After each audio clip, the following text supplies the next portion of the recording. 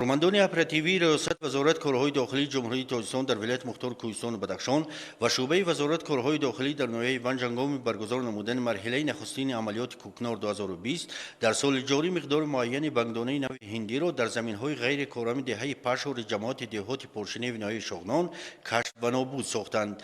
در رفت عملیات مذکور کارمندان اپراتیوی ریاست وزارت کارهای داخلی جمهوری تاجیکستان در ولایت مختار کوهستان بدخشان به مقدار 151443 بیخ رستنی نشادار نو بنگ هندی را در زمین‌های بیکار خوابیده آشکار نموده در حضور کمیسیون با صلاحیت آن را به آتش کشیدند. کارمندان ریاست وزارت کارهای داخلی در ولایت مختار کوهستان بدخشان ضمن گذراندن مرحله یکم عملیات کوکنار 2020 در حدود ولایت مختار کوهستان بدخشان در مجموع از زمین‌های غیر کارم که به هیچ کس تعلق ندارند 151443 بیخ رستنی‌های خودروی را از زمین‌های غیر کارم کنده و به طور سوختن نیست نابود کردند. در هیئت کمیسیون این زمان بنگ‌های مذکور به طور سوختن نیست نابود کرده شدند و کارها حالا مرحله یکم ادامه دارد.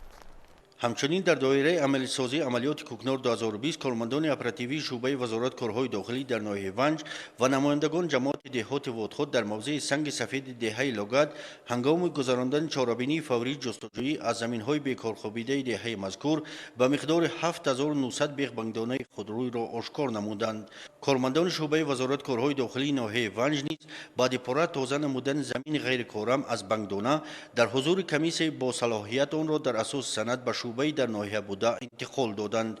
باید گفت در نیم سال اول سال گذشته کارمندان ریاست وزارت کارهای داخلی جمهوری تاجیکستان در ولایت مختار کوهستان بدخشان در نتیجه گذراندن عملیات کوکنار 2019 هم 47 حادثه دریافت نمودن رستنی نشادار خودروی بنگدانه را آشکار نموده زیاد از 462000 بیخ این رستنی در مساحت 2193 هکتار به مقدار عمومی زیاد از 850 کیلوگرم را مصادره و نابود نمودند. متخصصان ساحه طب بر آن نظرند که استعمال بنگدانه به حالت روانی و جسمانی انسان تاثیر منفی گذاشته و سیستم نفسکشی و عضوهای هاضمه و حالت فکرانی انسان را نیز خللدار می‌سازد. مواد بنگدانه به همه حالت‌های انسان تاثیر می‌رساند، چی به حالت روانی انسان، چی به حالت جسمانی و چی به حالت اجتماعی انسان ضرر می‌رساند. از اون لحاظی که مواد بنگدانه این یک نمود مواد نشادار است، پیش از همه به معاینه سر تاثیر می‌رساند.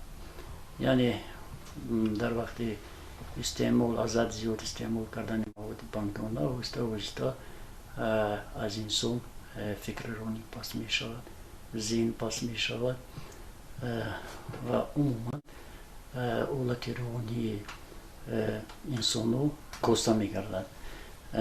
یعنی با حالت جسمانی چه تاثیر می رساند؟ حالت جسمانی با سیستم نفسکشی تاثیر می رساند. ما می دانیم که با واسطه دود وای با ششم می درآید و با سیستم نفسکشی تاثیر می رساند.